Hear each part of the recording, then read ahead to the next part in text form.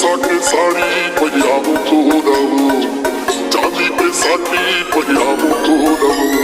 पंकज साके साड़ी पहिरावो तो रहो, चांदी पे साड़ी पहिरावो तो रहो, सोने के कंगना पहिरावो तो रहो, उन्हीं के मेला ले जावो तो रहो, दिलवा के झुलना झुलावो तो रहो। दादा के माया जगा जन मोल रे, ओ कट के सपना दिखा जन मोल रे, देखो बोली मरवा जन मोल रे, भेड़ी भेड़ी बंगली बना जन मोल रे, चुप तेरे बढ़िया जन मोल रे। साके साड़ी पहिरावो तो रहो, चांदी के साड़ी पहिरावो तो रहो।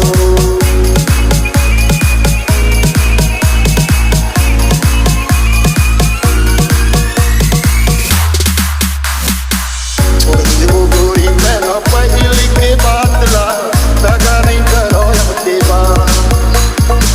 काहे भरोसा तोरे नाहे विश्वास रे, किया खावा हस हरवा।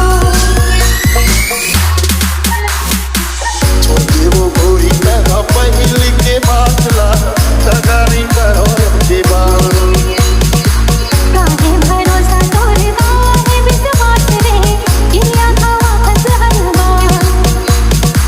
देखा बेटे खावा हूँ तो रहो, अस्सी को ना पिया हूँ तो रहो, आए हो ही सरकार देखा हूँ तो रहो।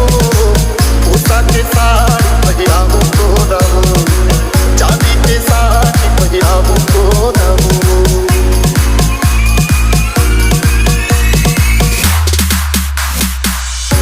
ले जाता मैं